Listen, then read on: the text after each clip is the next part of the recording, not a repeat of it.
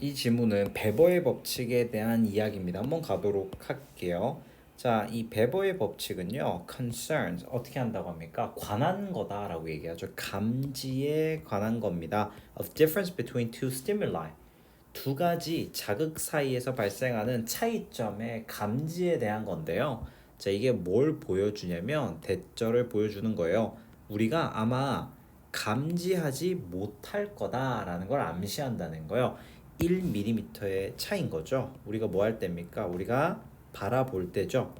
이 정도와 이 정도 길이가 되는 선을 바라볼 때는 우리가 구별을 잘 못할 겁니다. 그 차이를. 하지만 아마도요, 우리는 그 1mm 차이를 감지할 수도 있을 거래요. 만약에 우리가 are comparing 어떻게 한다면 비교한다면 이라고 얘기하죠. 2mm짜리 선이랑 3mm짜리 선을 비교했을 때는 또 그 1mm 차이가 감지가 된다는 거죠. 자, 여기서 이제 대부분의 학생들이 이해를 못할 걸 알고 또 다른 예시는 이라고 얘기를 하고 있죠. 자, 베버 법칙의 또 다른 예시는요, 바로 대절인데요.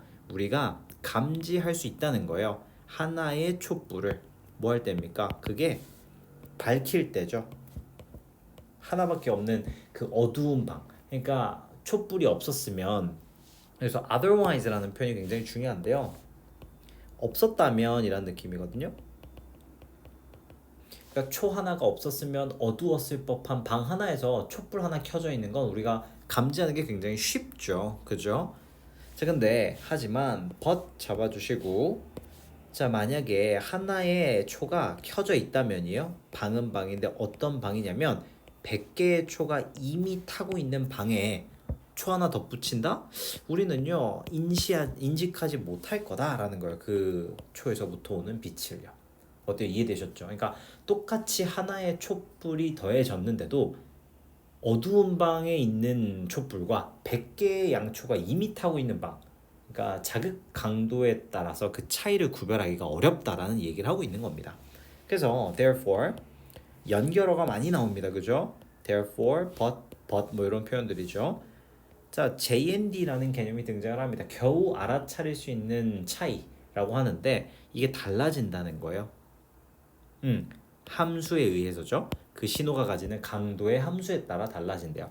자, 그리고 또 여기서 연결어가 또 나옵니다. For example, 지금 보시면 알겠지만 another, but, therefore, for example. 중요하죠, 그렇죠? 자, 이 알아차릴 수 있는 이 차이는요, is greater, 더 크대요.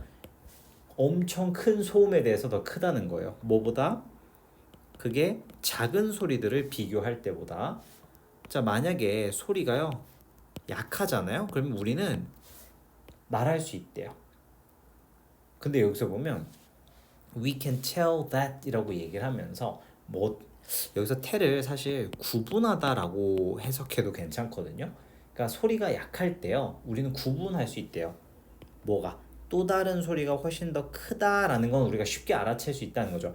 비록 그게 아주 살짝 클지라도. 근데 이미 소리가 이미 너무 큰 상태잖아요. 둘 다.